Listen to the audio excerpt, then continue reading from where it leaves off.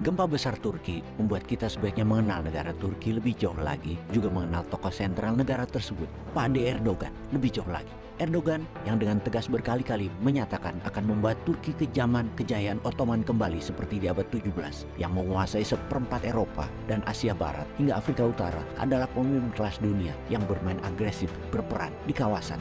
Sengaja kita ungkap banyak pemimpin besar dunia saat ini yang sedang berkuasa agar mengingatkan kita akan pilihan raya yang sebentar lagi di Indonesia di tahun depan untuk memilih tokoh yang kelas dunia agar Indonesia bisa diperhitungkan, tidak seperti data di banyak literatur geopolitik dunia saat ini yang tidak meletakkan Indonesia bahkan sampai tahun 2050 sebagai pemain dunia atau sebagai global player karena kebijakan luar negerinya dianggap lemah. Di abad ke-14 saja Indonesia dihormati dengan Nusantaranya Majapahit yang kemudian melemah lalu masuk Belanda menjajah, yang sewaktu kemerdekaan Indonesia baru bisa merebut wilayah apa yang Belanda jajah saja, bukan apa yang Indonesia miliki, yaitu Nusantara. Kalau semangat Nusantara sebagai visi bernegara, maka Malaysia, Singapura, Brunei, Selatan Filipina, Timur adalah wilayah Indonesia. Sama seperti semangat Erdogan yang akan mengembalikan kejayaan Ottoman, di mana Suriah, Yunani adalah wilayah asli mereka. Juga ketika Great Rusia di bawah Tsar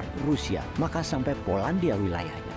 Ukraina adalah wilayah di bawah Kekaisaran Rusia. Kita kembali ke Turki agar menginspirasi kaum muda bahwa Nusantara wilayah kekuasaannya lebih luas dari Indonesia. Mengingatkan kita adalah sebuah negara besar yang dihormati, bukan seperti era reformasi ini yang harusnya sudah selesai. Kita kurang dihormati. Kembali ke Turki. Pada tanggal 13 November 2022 kemarin, bom besar menewaskan 8 warga sipil dan mencederai 80 warga di Istanbul, kota terbesar di Turki. Peristiwa tersebut merupakan pancingan termurka seorang Erdogan.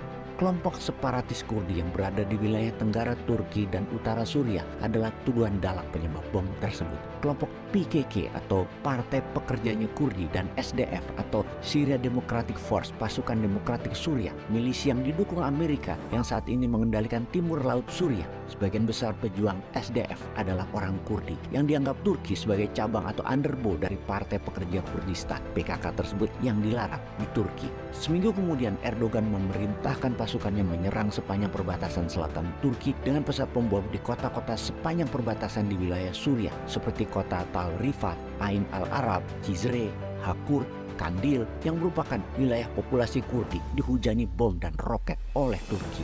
Kemudian di tanggal 21 November 2022, pasukan darat Turki masuk 30 km jauhnya ke dalam wilayah Suriah, menginvasi wilayah utara Suriah yang di dalam agresi militer hal ini disebut sebagai Deep Safe Zone, pengaman wilayah hingga ke dalam wilayah musuh. Dunia sedang fokus ke Ukraina. Turki menganeksasi Suriah bagian utara tanpa perlawanan berarti. Dan yang ini kita harus pahami sekali lagi mengapa Turki melakukan langkah agresi militer tersebut. Pastinya menunjukkan Turki memang pemain dunia. Buktinya lagi, Swedia dan Finlandia adalah contoh dua negara yang dimainkan oleh Turki. Kemudian juga Rusia yang hanya mau menggunakan Turki sebagai titik temu antara NATO versus Rusia. Yang berikutnya menunjukkan bahwa kesatuan nasional Turki adalah harga mati.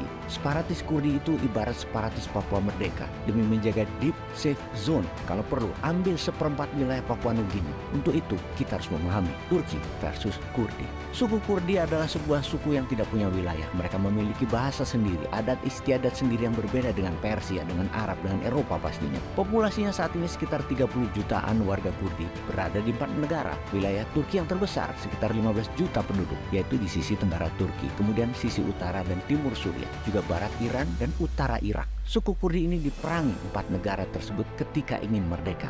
15 juta populasi Kurdi menempati 1/5 wilayah Turki. Sisanya yang 15 jutaan berada di 3 wilayah negara, Suriah, Irak, dan Iran. Semua ini membuat suku Kurdi adalah suku terbesar di dunia yang tidak punya negara. Mereka sejak ratusan tahun ingin membentuk negara Kurdistan. Namun Kurdi yang diperangi dengan brutal oleh Iran dan Irak misalnya, yang melarang bahasa Kurdi dipakai atau dihukum, Kurdi tetap bertahan dengan siksaan berat hingga saat ini. Saat ini kekuatan Kurdi ada di wilayah Suriah sisi timur laut dan utara. Mereka merapat dengan ISIS dan mendapatkan senjata dari Amerika, di mana kekuatan militernya menguat. Diperkirakan mereka akan meluaskan wilayahnya ke Turki, Irak, dan Iran. Dan kalau hal ini terjadi, maka Turki akan kehilangan penduduk. Wilayahnya 1/5 akan hilang. akan kehilangan pendapatan pajak, akan kehilangan sumber daya alam. Persis seperti lepasnya Timur Timur dari Indonesia yang menilai mungkin 1.000 triliun lebih itu Timur Timur. Bisa lepas juga dan Turki jadi rugi. Turki tidak mau hal ini terjadi. Great Ottoman baru tidak ingin hal ini terjadi. Dan Erdogan bayar mahal semua itu demi keutuhan negara kesatuan Turki.